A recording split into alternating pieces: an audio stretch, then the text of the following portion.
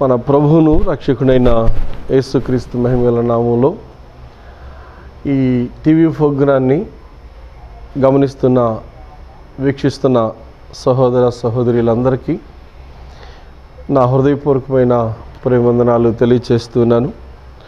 వెలివ channel ద్వారా దేవునికి వాక్యాన్ని పంచుకునే అవకాశం దేవుడు అనుగ్రహించినందుకు కొరకై దేవునికి స్తోత్రాలు చెల్లిస్తూ ఈ అవకాశం కల్పించిన మన ప్రియ దైవ సేవకులు రత్నకుమారి గారికి, ప్రత్యేకంగా రాజన్నకు నా హృదయపూర్వకమైన ప్రేమవందనాలు తెలియచేస్తున్నాను. దేవునికి మహాకృప చేత నిన్నటి దినాన ఆదికాండంలో కయ్యూను జీవితంలో నుండి ఒక చిన్న విషయాన్ని మనం నేర్చుకున్నాం. ఈ ఉదయకాల సమయంలో కూడా మరొక వర్తమానం కయ్యూను జీవితంలో నుండి ధ్యానం చేయాలని నా వరకు నేను ఆశపడుతున్నాను. దేవునికి వాక్యమైన బైబిల్ గ్రంథంలో నుండి ఆదికాండం 4వ అధ్యాయం 3వ వచనాన్ని నేను చదువుతున్నాను. కొంతకాలమైన తరువాత కయ్యూను పొలము పంటలో కొంత యెహోవాకు అర్పణగా తెచ్చెను. కొంతకాలమైన తరువాత కయ్యూను పొలము పంటలో కొంత యెహోవాకు అర్పణగా తెచ్చెను. దేవుడు తన పరిశుద్ధ లేఖనాన్ని తన మహిమ కొరకై చేరువచ్చిన ఆయన బిడ్డలమైన మనందరి మేలు కొరకై దీవించి ఆశ్రయించి మనందరికీ పంచిపెట్టునుగాక. ప్రభునందు ప్రియమైన సహోదరి సహోదరులారా, నిన్నటి దినాన కయ్యూను ఇక జీవితంలో నుండి ఆయన భూమిని సేద్యపరిచేవాడు అన్నటువంటి ఆ యొక్క విషయాన్ని మనం నేర్చుకున్నాం. యేసుక్రీస్తు ప్రభువారు ఆయన కూడా వ్యవసాయకుడుగా లేక పనిచేసిన వాడుగా దేవునికి వాక్యం మనకు జ్ఞాపకం చేస్తూ ఉంది. ఆయన తన శిష్యులైనటువంటి వారిని లోకంలోనికి పంపిస్తూ, తండ్రి నన్ను పంపినట్లు నేను మిమ్మలను లోకానికి పంపుతూ ఉన్నాను అని ప్రభువు సెలవిచ్చిన మాట మేరకు మనం కూడా ఈ భూమి మీద ఎందుకు జన్మించామనంటే దేవుడు మనకు అప్పగించిన పని చేయడానికి, దేవుడు మనకు అప్పగించిన ఆ కర్తవ్యాన్ని తన మహిమ కొరకు నిర్వర్తించడానికి ఆయన మనకు జన్మనిచ్చాడు. కనుక మనం కూడా ఆయన పని చేసేటువంటి వారంగా ఉండాలని దేవునికి వాక్యం ద్వారా మనం హెచ్చరింపబడుతుంటుండగా మరొక అనుభవం కయ్యూను జీవితంలో ఏంటి అని అంటే 3వ వచన భాగంలో కనబడతా ఉంది. ఆయన మొట్టమొదటిగా దేవుని యొక్క సన్నిధికి అర్పణ తీసుకొని వచ్చినటువంటి వ్యక్తిగా దేవునికి వాక్యంలో మనం చూస్తూ ఉన్నాం. మొట్టమొదటిసారి భూమి మీద జన్మించిన వాడు కయ్యూనుయే. మొట్టమొదటిసారి దేవుని యొక్క సన్నిధిలో దేవునికి అర్పణ తీసుకొని వచ్చినటువంటి వాడుగా కయ్యూనును మనం గమనిస్తూ ఉన్నాం. దేవుడు నాకు వ్యవసాయం ఇచ్చాడు, వ్యవసాయమే చేయాలి. దేవుడు నాకు భూమిని ఇచ్చాడు, భూమిని పండించుకోవాలని అలాగూ వ్యవసాయంలో అలాగూ ముందుకు సాగినటువంటి వాడు మాత్రమే కాదు, కానీ తనకు సమయం వచ్చినప్పుడు తన పనిని తాను చేసుకుంటూ తాను చేస్తున్నటువంటి ఒక గొప్ప పని ఏంటంటే దేవుని సన్నిధికి అర్పణ తీసుకొని వెళ్ళాలి అన్నటువంటి ఆ యొక్క ఆశ కయ్యూను జీవితంలో ఉన్నట్లుగా దేవుని యొక్క వాక్యంలో మనం గమనిస్తూ ఉన్నాం. కయ్యూను దేవునికి అర్పణను తీసుకొని వచ్చినటువంటి వాడుగా వాక్యం మనకు తెలియచేస్తూ ఉంది. అలాగైతే మనం ఏం చేస్తూ ఉన్నాం? మనం దేవుని యొక్క సన్నిధికి అర్పణను తీసుకొని వచ్చేటువంటి వారంగా మనం ఉన్నామా లేదా అన్నది మనం ఆలోచన చేయాలి. అర్పణ అనగానే బహుశా ఒకవేళ మీ జీవితాల్లో కానుకల కొరకు పాస్టర్ గారు మాట్లాడుతున్నాడు అని అనుకుంటూ ఉంటారేమో. అలాగూ కాదు, కానీ అర్పణ లేక దేవుని యొక్క సన్నిధికి వెళ్ళి అర్పణ అర్పించటంలో లేక దేవునిని ఆరాధించేవాడుగా కయ్యూనును మనం గమనిస్తూ ఉన్నాం. మొట్టమొదట అర్పణ అర్పించిన వాడు, మొట్టమొదటిగా దేవుని భూమి మీద ఘనపరిచిన వాడుగా కయ్యూనును మనం జ్ఞాపకం చేసుకుంటూ ఉన్నాం. వ్యవసాయంలోనే మునిగి తేలలేదు, తనకు అప్పగించినటువంటి ఆ యొక్క పనిలోనే అలాగూ ఉండి దేవుని యొక్క సన్నిధికి దూరమైనటువంటి వాడు కాదు, కానీ దేవుని యొక్క సన్నిధికి వస్తూ ఉన్నటువంటి వాడుగా దేవుని యొక్క వాక్యంలో మనం చూస్తూ ఉన్నాం. నేటి కాలంలో మనం చాలామందిని గమనిస్తున్నటువంటి విషయం ఏమంటే, ఉద్యోగాలు రాక మునుపు ఉద్యోగం కావాలని ప్రార్థన చేస్తారు, ఉద్యోగం వచ్చిన తర్వాత పరిచర్యకు సహకరిస్తాం పాస్టర్ గారని ప్రార్థనలు చేయించుకుంటారు, కానీ ఉద్యోగం వచ్చిన తర్వాత వారు చేస్తున్నటువంటి పని ఏంటంటే ఉద్యోగ బాధ్యతను బట్టి రాలేకపోతూ ఉన్నాం, మాకున్న ట్రాన్స్ఫర్లను బట్టి రాలేకపోతూ ఉన్నాం అని మాటలు చాలాసార్లు సమాజంలో మనం గమనిస్తూ ఉన్నాం. ఒకటే రిస్క్ అన్న, చర్చికి వెళ్ళలేని పరిస్థితి, మందిరానికి రాలేని పరిస్థితి, ఆరాధన చేయలేని పరిస్థితి అని చాలామంది జ్ఞాపకం చేస్తూ ఉంటారు. కానీ ఇక్కడ మనం కయ్యూనును గమనిస్తూ ఉంటుండగా, కయ్యూని యొక్క జీవితాన్ని మనం ఆలోచన చేస్తూ ఉంటుండగా, కయ్యూను చేస్తున్నటువంటి గొప్ప పని ఏంటంటే ఆయన దేవుని యొక్క సన్నిధికి వెళ్ళి దేవునికి అర్పణను అర్పించేటువంటి వాడుగా మనం గమనిస్తున్నాం. ఆయన దేవునిని ఆరాధించేవాడుగా దేవుని యొక్క వాక్యంలో మనకు తేటగా కనబడతా ఉంది. పాత క్రొత్త నిబంధన గ్రంథాలను మనం చదువుతుంటుండగా దేవునికి సంబంధించి మనం ఆలోచన చేస్తూ ఉన్నప్పుడు ఆయన ఎల్లప్పుడూ కూడా స్తుతికి యోగ్యుడుగానే మనం గమనిస్తున్నాం. ఆయన దూతల చేత ఆరాధింపబడుతున్నటువంటి దేవునిగా దేవుని యొక్క వాక్యం తెలియచేస్తూ ఉంది. యెషయా గ్రంథం 6వ అధ్యాయాన్ని చదువుతుంటుండగా ధవళమైన సింహాసనం మీద ప్రభు ఆసీనుడై ఉంటుండగా కెరాపులు సెరుపులు ప్రభుని స్తుతిస్తూ ఉన్నట్లు, ప్రభుని ఆరాధించుతూ ఉన్నట్లుగా దేవుని యొక్క వాక్యంలో మనం గమనిస్తూ ఉన్నాం. ఆయన పరిశుద్ధుడు అని, ఆయన పరిశుద్ధుడు అని, ఆయన పరిశుద్ధుడు అని గాన ప్రతిగానాలతో వారు దేవునిని ఘనపరుస్తున్నటువంటి వారిగా దూతలను మనం గమనిస్తూ ఉన్నాం.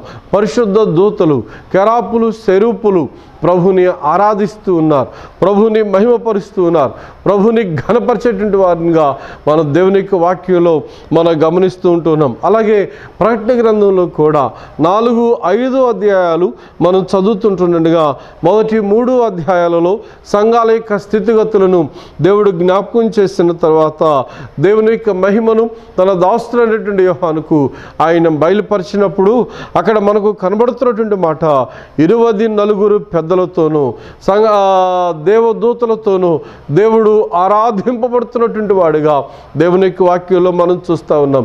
దేవుడి సింహాసనం మీద ఆసీనుడై ఉంటుండగా ఆ 24 పెద్దలు, ఆ 4 జీవులు వారి తలల మీద ఉన్నటువంటి ఆ యొక్క కిరీటాన్ని, వారి తలల మీద వారికి ఉన్నటువంటి ఆ యొక్క కిరీటాలను దేవుని పాదముల చెంత వారు పెట్టి ఆయన పరిశుద్ధుడు, ఆయన పరిశుద్ధుడు, ఆయన పరిశుద్ధుడు అని గాన ప్రతిగానాలతో వారు దేవుని స్తుతించేటువంటి వారుగా దేవుని యొక్క వాక్యంలో మనం గమనిస్తూ ఉన్నాం.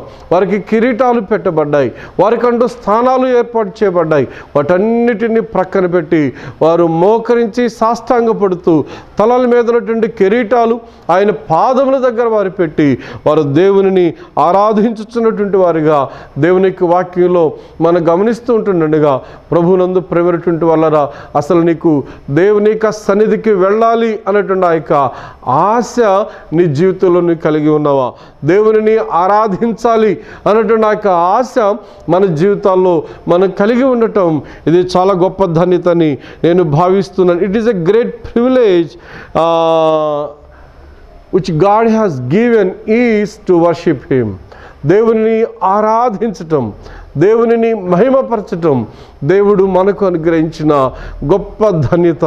దేవుని యొక్క వాక్యంలో మనం గమనిస్తుంటుండగా దేవదూతల చేత ఆరాధింపబడుతుంటున్నటువంటి ఆ గొప్ప దేవుడు నీ కొరకు, నా కొరకు, మనందరి కొరకై ఆయన తన్ను తాను ఈ లోకానికి వచ్చింది. దేని కొరకు అని అంటే మనం దేవునిని మహిమపరచాలి అని, మనం దేవునిని ఆరాధించాలి అని, మనం దేవునిని ఘనపరచాలి అని దేవుడు మన పట్ల ఉద్దేశాన్ని ఆయన కలిగి ఉంటుండగా మనం దేవుని యొక్క సన్నిధికి వెళ్ళే వారంగా మనం ఉంటూ ఉన్నామా, లేక ఏదో చిన్న పని దొరికింది కదా అని పనిని అడ్డం పెట్టుకొని దేవుని యొక్క సన్నిధికి మనం దూరం అవుతూ ఉన్నామా? ఆలోచన చేయండి. దేవుని యొక్క సన్నిధికి వెళ్ళి దేవుని హెచ్చించేటువంటి వారంగా అనుకుంటూ ఉన్నామా, లేకపోతే ఏదో ఒక సాకు తీసుకొని దేవుని యొక్క సన్నిధికి రావడానికి ఇష్టం లేనటువంటి వారంగా మనం ఈ లోకంలో జీవిస్తున్నామా? దేవుని దగ్గర ఫలాలు మనం పొందుకుంటూ ఉన్నాం, దేవుని దగ్గర ఆశీర్వాదాలు మనం పొందుకుంటూ ఉన్నాం, దేవుని దగ్గర కృపను మనం పొందుకుంటూ ఉన్నాం. అయితే దేవుని దగ్గరకు వెళ్ళి ఆయనను ఆరాధించే వారంగా ఉండాలని మనం ఆశ లేనటువంటి వారంగా జీవిస్తున్నట్లయితే కయ్యూని ఇక్కడ మనకు కనబడుతున్నాడు.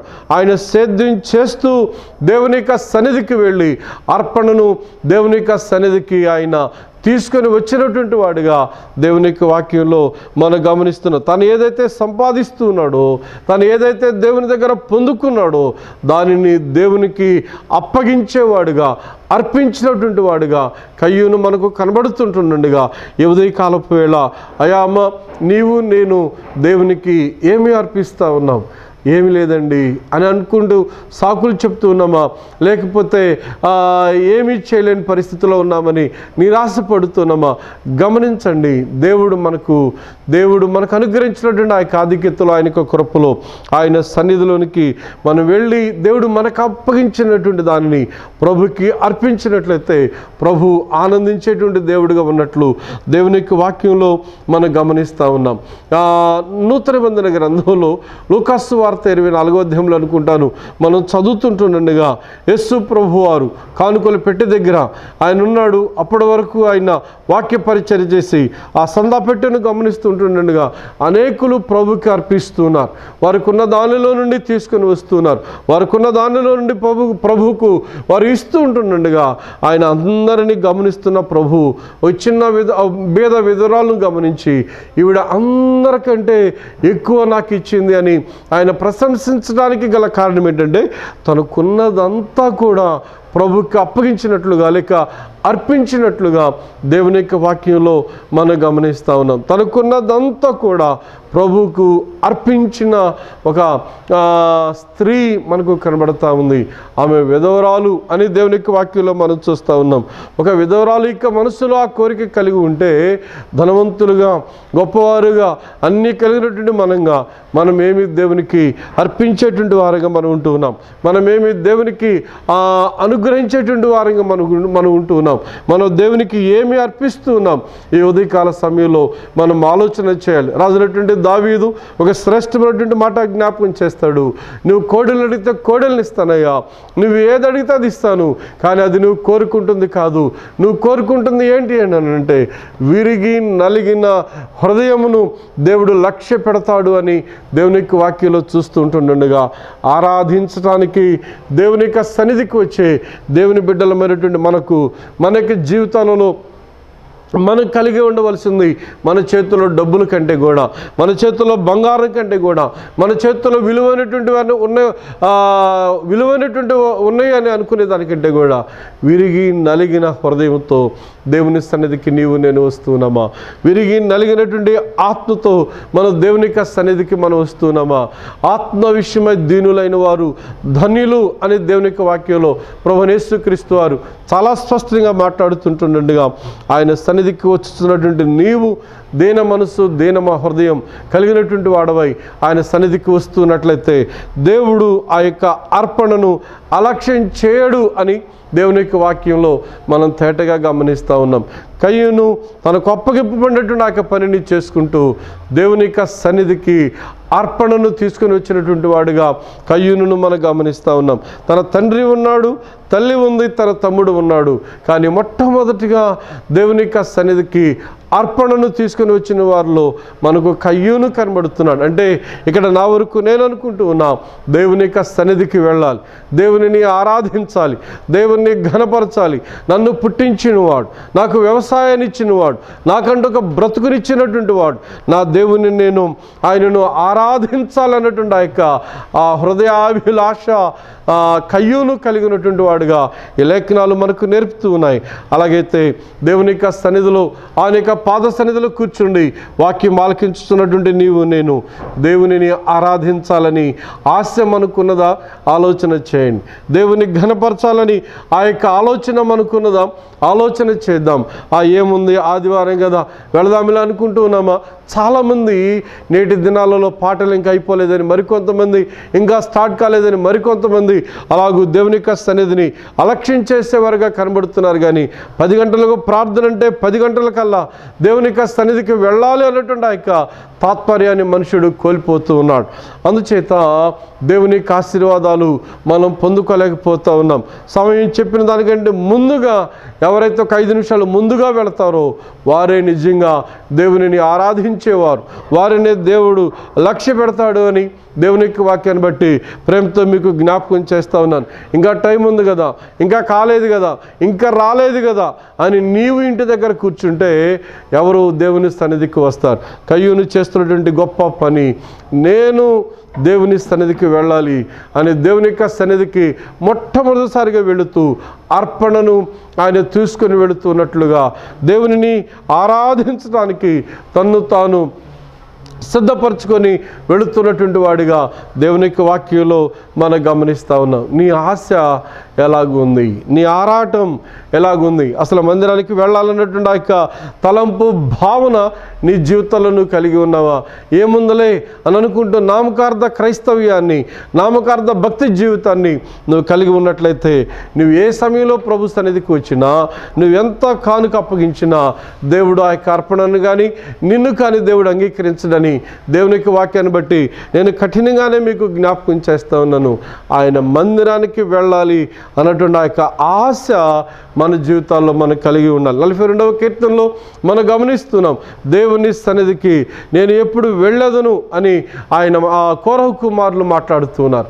దేవుని సన్నిధికి నేను ఎప్పుడు వెళ్ళాలి అన్నటువంటి ఆ యొక్క ఆతృత వారు కలిగి ఉన్నారు. వారి యొక్క ఆశను ఏ విధంగా వారు పోల్చుకున్నారు అంటే, దుప్పి నీటి వాగుల కొరకు ఆశపడుతున్నట్లు ఆ విధంగా వారి యొక్క తృష్ణ, వారి యొక్క ఆశ దేవుని యొక్క మందిరానికి వెళ్ళేటువంటి విషయంలో అలాంటి ఉద్రేకాన్ని, అలాంటి తృష్ణను వారు కలిగి ఉన్నటువంటి వారిగా వాక్యంలో మనం గమనిస్తూ ఉన్నాం.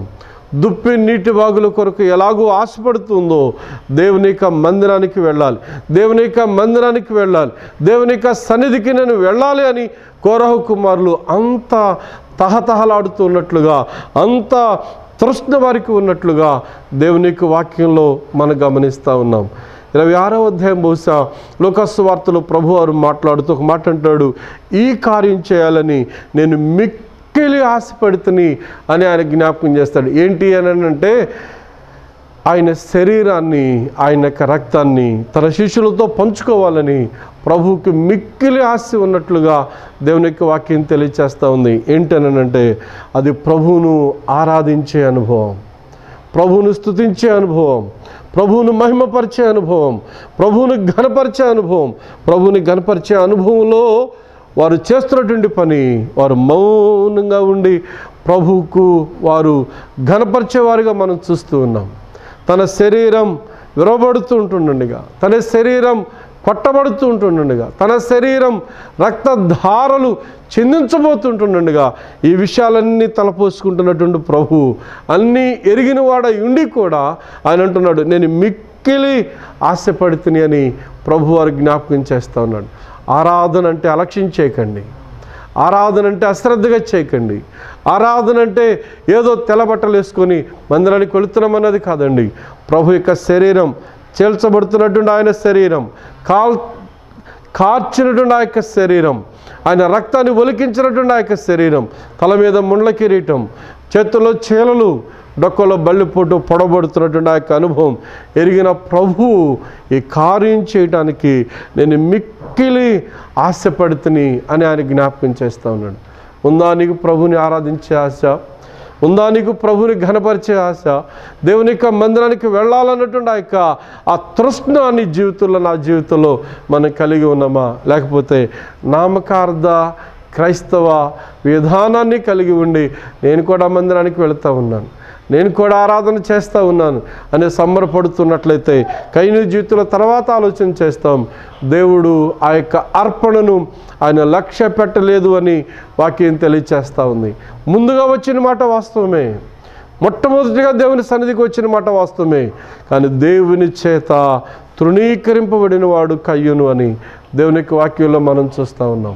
ప్రభునందు ప్రేమటువంటి వల్లరా యెహోవా కార్యములను అశ్రద్ధగా చేయవాడు శాపగ్రస్తుడు అని బైబిల్లో చూస్తూ ఉంటుండగా, దేవునిని ఆరాధించటాన్ని అలక్ష్యం చేస్తే, దేవునిని ఆరాధించటాన్ని అనాలోచనగా తలిస్తే దేవుడు నీ అర్పణను కూడా ఆయన లక్ష్య పెట్టడు. నువ్వెన్ని కుండ బ్రద్దలు కొట్టిన ప్రసంగాలు చేసినా, ప్రజలు ఉర్రూతులగే పాటలు పాడినా, ప్రజలు మైమర్పించేటువంటి సంగీతం వినబడిన ఆ ఆరాధన అలక్ష్యంతో కూడుకున్నదైతే ప్రభు అంగీకరించడు. కయ్యూను జీవితంలో ఆ అనుభవాన్ని మనం నేర్చుకుంటా ఉన్నాం. కయ్యూను మొట్టమొదటిగా దేవుని యొక్క సన్నిధికి అర్పణను తీసుకొని వచ్చిన వాడుగా లేఖనాల్లో చూస్తుంటుండగా, నువ్వెప్పుడు వస్తూ ఉన్నావు? పాటలు అయిపోయినాక నువ్వెప్పుడు వస్తూ ఉన్నావు? కానుకలు వేసిన తర్వాత నువ్వెప్పుడు వస్తూ ఉన్నావు? ఆమెననేటప్పుడా? దేవుడు నీకు కూడా అలాగే ఇస్తాడు. దేవుడి కొద్ది మాటలు మన కొరకై దీవించునుగాక. చిన్న ప్రార్థన. ప్రియ తండ్రి, మీకు స్తోత్రాలు. వర్తమానాన్ని దీవించి ఆశీర్వదించమని, ప్రజలమైన మా అందరితో మీరు మాట్లాడమని, ఈ టీవీ ఛానల్ ప్రోగ్రాన్ని దీవించి ఆశీర్వదించమని యేసయ్య పరిశుద్ధ నామములో ప్రార్థించి వేడుకొంచున్నాం తండ్రి. ఆమేన్.